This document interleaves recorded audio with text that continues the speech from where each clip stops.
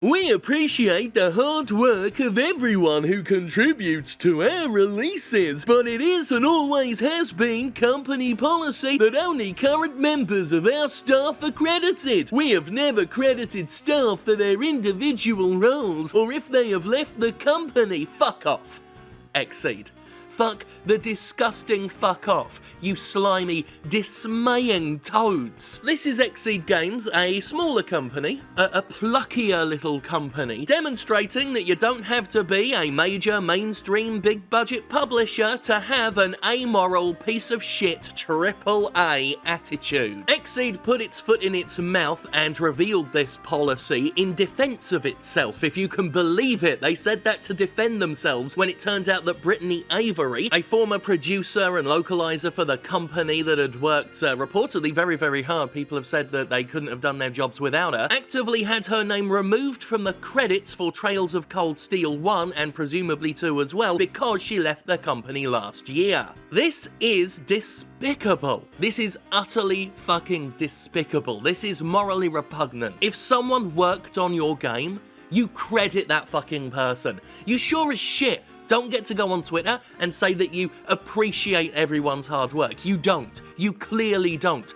You only appreciate them for as long as they're with you in your company. The moment they're gone, you don't give a fuck, which means you never really appreciate hard work in the first place. What you appreciate is that someone still works for you. That's the only bit you get to claim any appreciation of, and even that is a cynical, shallow form of appreciation at best. If you can believe it, this caused quite a bit of backlash, did this little policy. A number of developers and PR folks have come out of the woodwork to quite rightly slam the company for this awful, awful policy of theirs. Jay Tholen, who's responsible for the wonderful Dropsy the Clown, said, wow, you should change your company policy. Vlambeer's Rami Ishmael said, your company policy for crediting is and had been pretty bad then, and you should probably change it for the future. Epic Games' Nick Chester said you should have a meeting on Monday about this. My old pal, my sweet boy, and Boston's favourite son podcast co-host, Jonathan Off-Road Rules, said,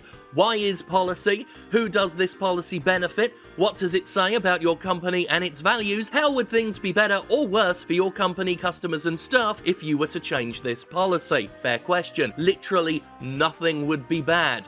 Nothing would be bad about changing this policy to credit the fucking people who worked on your fucking game. Why would you do that? Why do companies want to do that? This isn't the only company that's ever done this, that's tried to pull this shit. Why? Is it bitterness?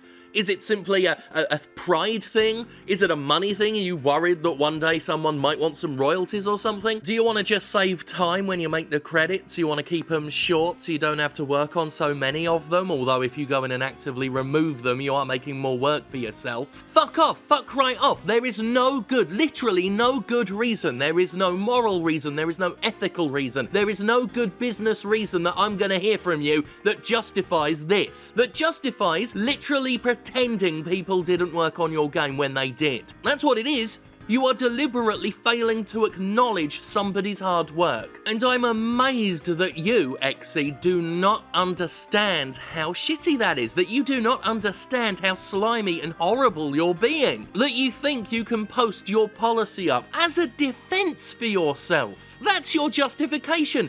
That's what you thought would make this okay. Oh, it's not just one person we failed to credit, it's lots of people. Wow. PR saving throw of the fucking century, folks. You idiots. You fucking idiots. Hiding behind company policy does not help you. It does not justify you when you are the company and therefore you make the policy. You can't just say, well, our hands are tied, we always do this. Stop always doing it. How about that? How about you fucking stop? How about that? You just bloody stop.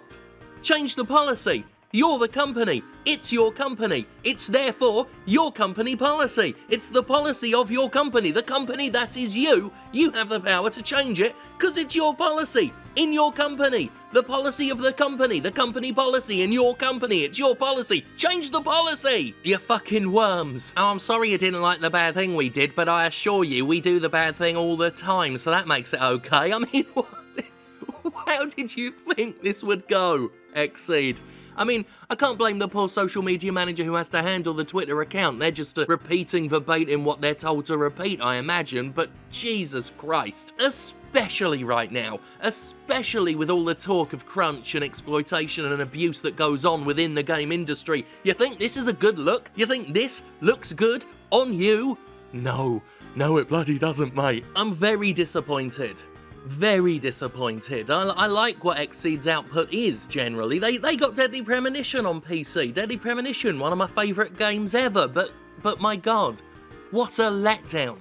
What a severely cutting personal letdown, to say nothing of the professional dreadfulness of this so-called policy. If someone contributes to your production, whether it be a game, a movie, a TV show, a YouTube video even, if someone worked hard on your production, they have every reasonable right to expect to see their name in the credits, because that is literally what the credits are there for. They are there to show people who worked on the bloody production. I feel like this is one of those situations where you just know the company's gonna reverse track. You just know that they're gonna have to pull a U-turn on this, that their attempt to cover it up did not go the way they hoped it would.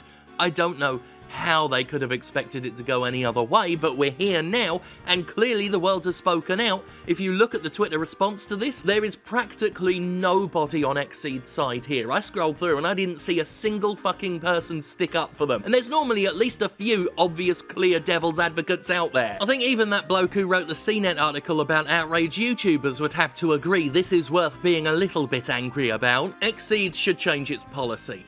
XSEED bloody needs to change its policy. Even if they were to publish Deadly Premonition 2, I will not be covering it on this channel. And remember, that's my favourite game ever, was Deadly Premonition. Well, one of them, next to Bloodborne and Silent Hill 2. But I have no interest in giving any professional eye to their products, only about their policy until said policy changes, because fuck this. And I realise I'm swearing more than usual, even by my standards, but this really gets under my skin. At the top of this week, I posted the results of interviews I've had with people who worked at Rockstar Games and dealt with the abuses there, the humiliation, the mistreatment, and I'm just it's so sickening.